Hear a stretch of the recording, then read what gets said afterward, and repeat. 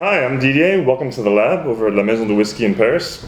Today I'm with Salvatore, and we're going to be talking about a Japanese classic drink, the Mizuwari. Konnichiwa, Didier-san. Konnichiwa, Konnichiwa. minasan. Hi, everybody.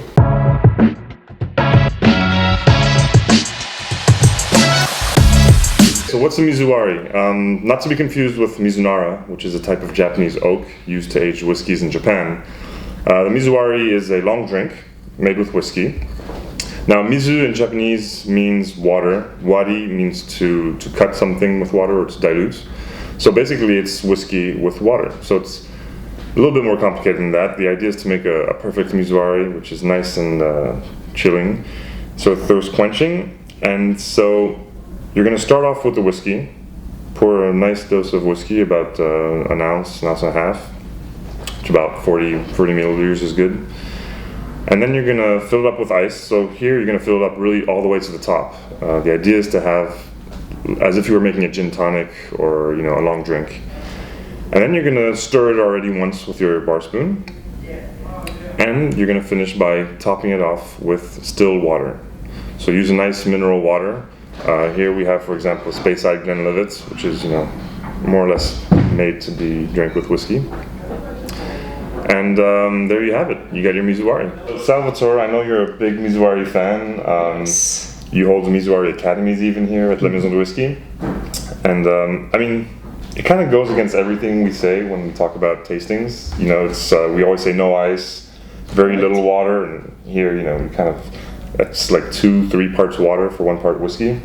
So what kind of converted you? Because you were a pretty diehard whiskey, Yes, that's right. I used to drink whiskey neat, even at full proof ice strains. Mm-hmm. And then it happens, I think, a dozen years ago, when I assist to a demonstration of Mizunari. It was made at that time with a fantastic whiskey that I never spent so much money for making Mizuwari, but it was a Yoichi single cask for La Maison de Whisky. So yeah, single malt from Japan. Single malt from Japan, and peated at that time, this bottle. And then the guy just make an ice cube by hand, of course, and a big ice cube, and he poured the whiskey on it, and then the water, and he said, okay, this is it. And I was the first to try before passing the glass around, and it was that the first shock was just the ice that bite your lips like that, boom, first shock. Second shock, you see the waves of the water and the whiskey, and then it full your palate, and wow, that was surprising, because even so diluted, it was, I think at the time,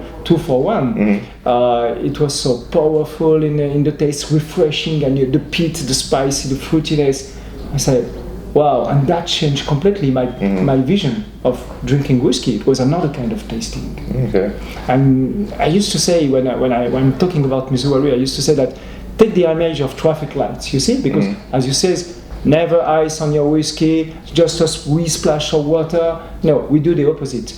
Considering that ice is like the red lights in a cross streets. So the red light for like the aromas. Yes, the red light. It stops it in some anesthesis for the aromas. But in another hand, the water plays the green lights, means enhancing. A lot of water enhance the lightly flower, the fruity aromas. Then you stop the fatty one and you enhance the light one. And then here you have all the subtle notes of the whiskey.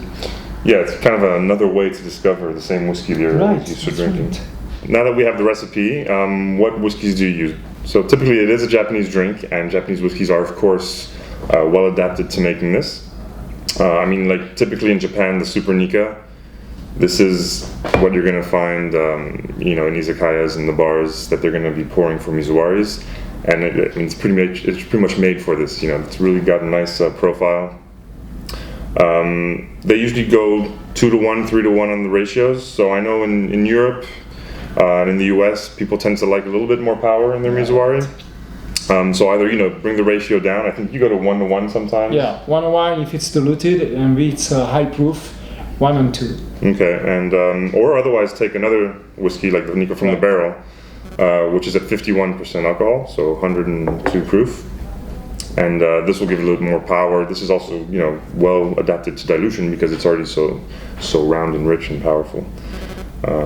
So yeah, Japanese whiskeys work. Yes, but of course they show the way. But you can do that with any other whiskey, not obviously Japanese. Avoid just some, well, American whiskey like bourbon doesn't work very well. Yeah, the and oak kind of yeah, comes the out. oak, yeah, right. And the same thing for the wine finish or sherry aged whiskey. Enhance woodiness and some, yes, most of woodiness. So it doesn't work a lot. So what works? It works. Mainly whiskey is fruity on itself and aging in bourbon cask. Okay. And Even young whiskeys. even work young, well. yes. Yeah. I would say mostly young whiskies also, and something which is fruity or grassy notes, and also one that works very well is the peated whiskey. Yeah, if you're a peat Category fan. peated whiskey, of course, still aged in bourbon casks. Sorry.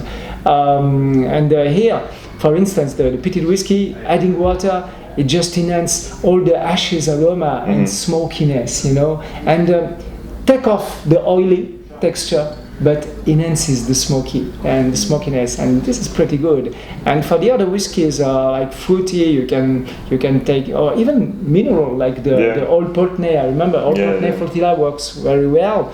You have also this saltiness and some light fruit, white fruits, and some tropical fruits. No, sometimes. So I tried it. You know, it was in Kavalan, even the Taiwanese whiskey, which was aged in bourbon cask, and plenty of mango and coconuts. It was like a cocktail. Yeah, actually, I mean, we did an article together. We were interviewed for a whiskey magazine a while back, and I did do a pairing. It was about pairing Mizuwaris with food, and I proposed a pairing with Kavalan and lobster because the tropical fruit kind of brought a nice sweetness to it. Yeah. What are some of your favorite pairings? Oh, I love all the whiskey, but I prefer the Mizuwari with a peated whiskey. And I remember one of my favorites is the Lafroig one, just the classic one, or could be also the Kilchoman Mackill-Base, the Benhaven, or from bottled by some independent bottlers. And then pairing, of course, it's easy with sushi, but all the seafood dishes could be like the scallops, or even some raw fish in carpaccio, and just drinking the Mizuwari is the perfect matching for me. Peated Mizuwari is the perfect Peated Mizuwari yes, seafood, right. Nice. You can match.